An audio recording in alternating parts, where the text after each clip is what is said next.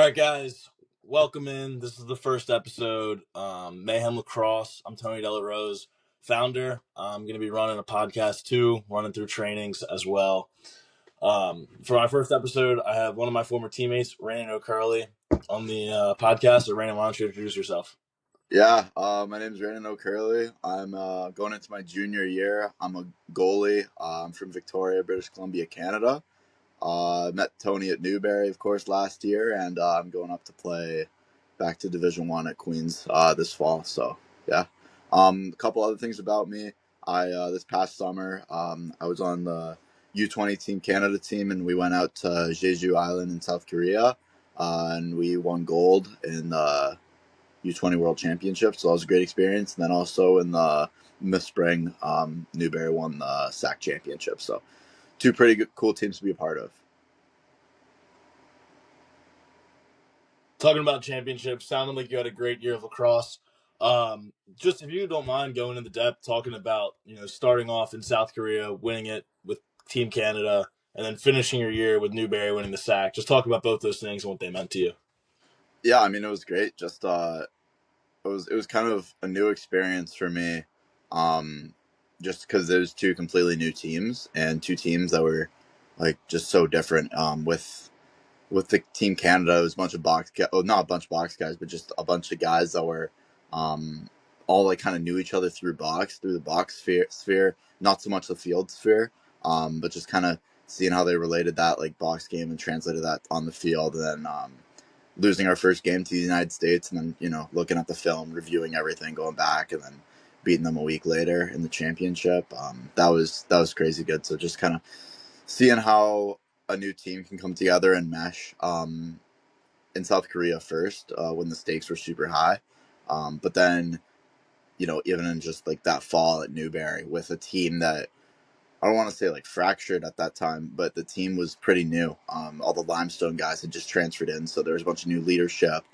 There was a big senior class that had left, and there's a lot of vacancies in leadership roles. And we're super grateful for them last year. All the Limestone guys stepping up and really just taking charge of the program, and they led us in the right direction, and really set like they I want to say they kind of took the Limestone culture, which was a great winning culture and historic culture, and they put it into Newberry. And I think that program is going to do well for years because of that.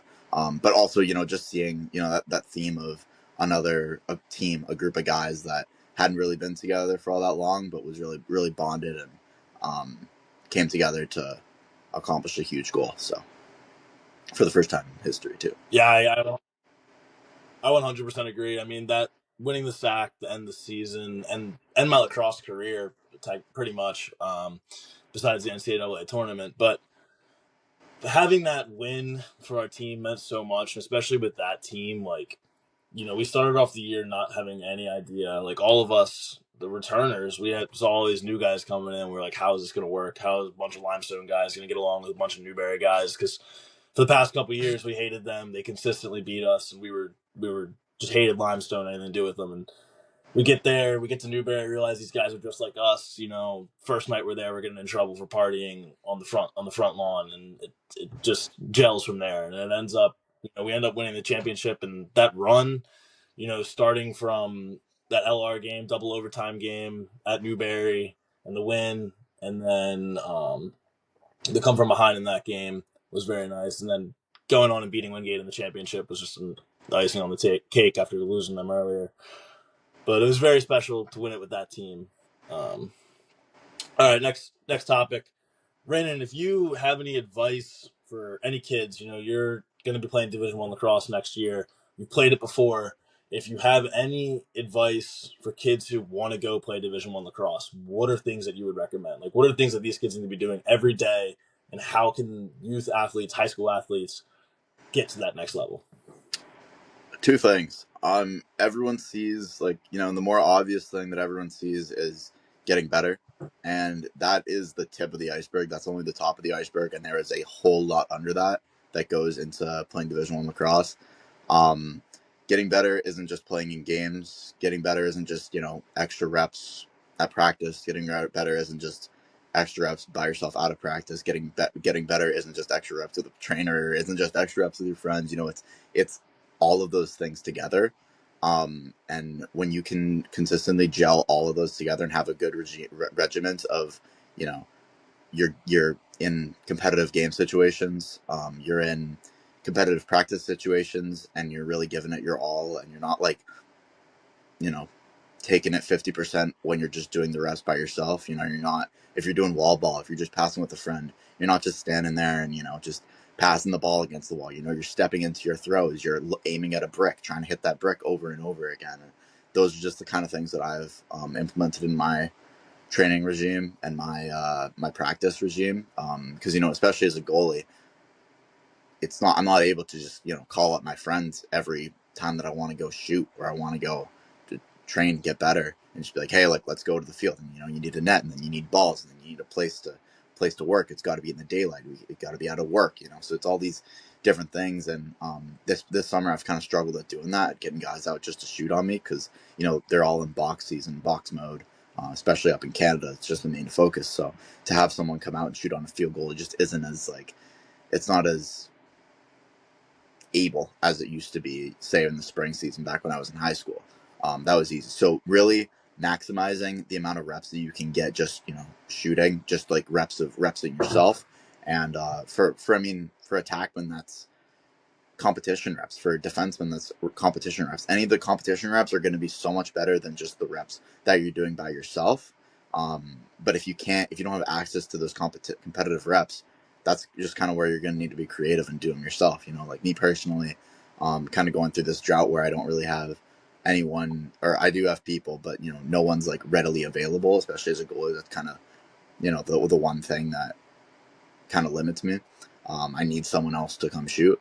But just, I take all the parts of my game, like my stepping, my hand-eye, my clearing, my conditioning, and I can put all of those into my training regime, so that I'm prepared for when I do step in the goal. So something I've been doing lately, just as an example, throw it out there, is just like lateral stepping with a band, resistance, like a lot of band work. And that just kind of trains my legs to be more explosive, so that when a shot comes, I can get over quicker, I can get over further, I'm more efficient in the goal.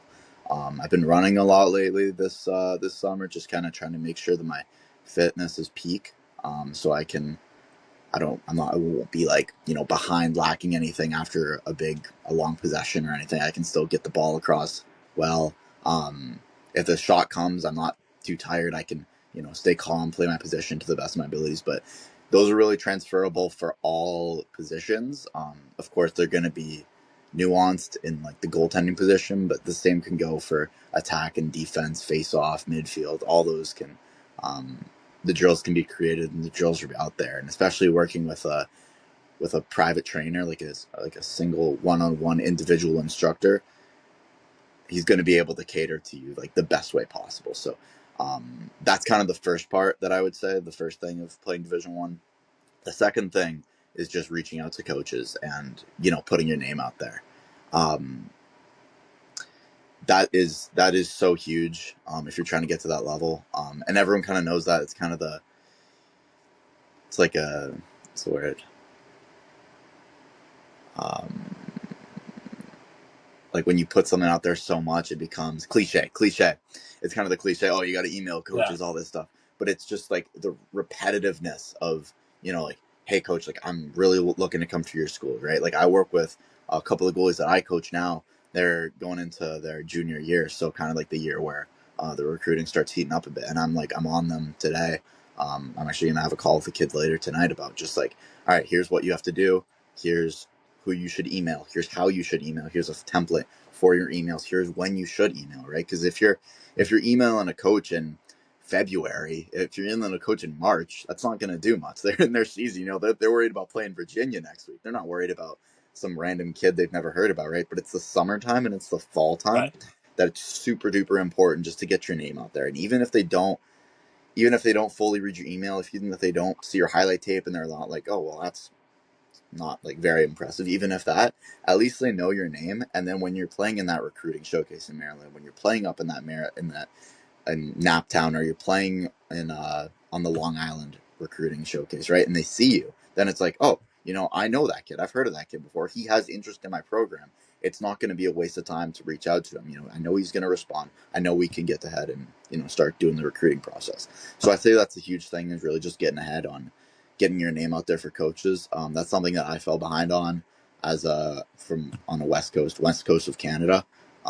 Just I didn't email anyone. I thought it was good enough to play at the highest level, and I do humbly think that I am. But no coach could really see that because I wasn't putting myself out there. So I'd go over for a tournament in Maryland once a year, maybe twice a year, 3 times a year if I was lucky. I'm seeing 4 shots a game, and then I get subbed out for the other goalie at half, right? And it's because of how limited it is. These coaches don't know who I am, and they're not able to network with me. So just being in the transfer portal now this year, I really took it upon myself because it's kind of my last chance to, I'm going into my junior year here. I got 3 more years of eligibility. Like this next place that I go, I want it to be my home for the rest of my career.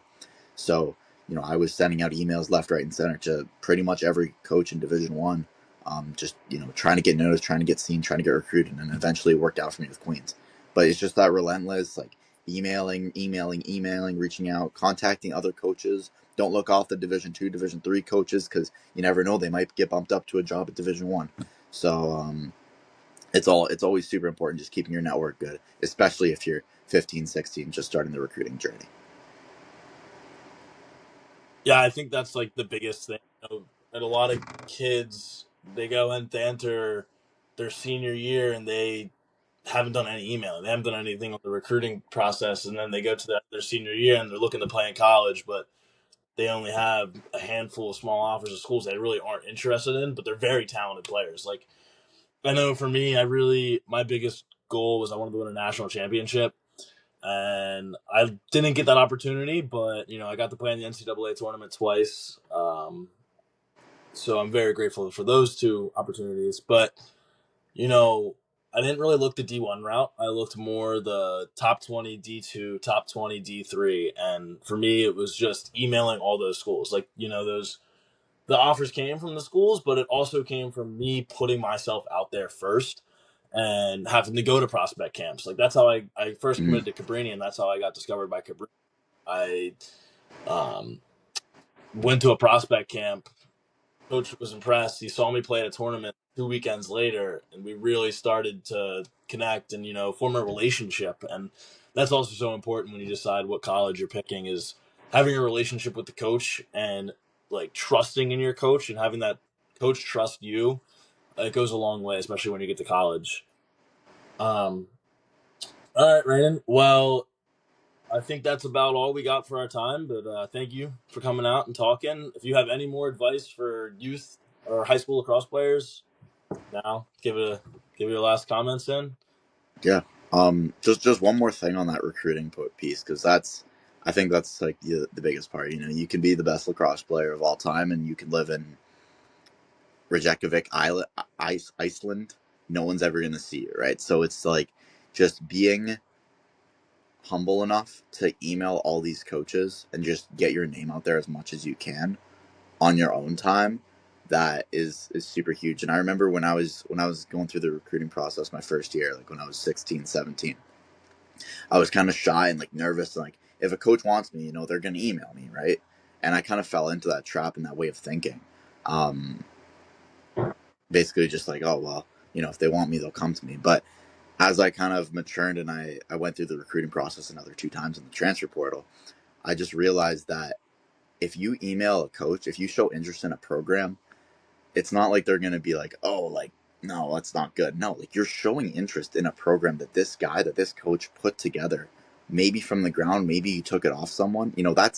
That like shows to his character, to his ability as a coach, to his program, to what he's built, right? And he's going to respect it. He's going to respect that you're getting out there, that you're showing the hustle to email coaches, right? And if you're a top 50 recruit, you probably won't need to do that. You're probably not going to need to email, the bottom 30 D1 schools. You probably won't, but for like the majority who aren't in those top 50 kids that are like, 5-star recruits, you're going to have to hustle and get gritty and get dirty. And, I heard a coach talking about this. It was the Bellarmine coach. I forgot his name. It'll come back to me, but he said that on a roster,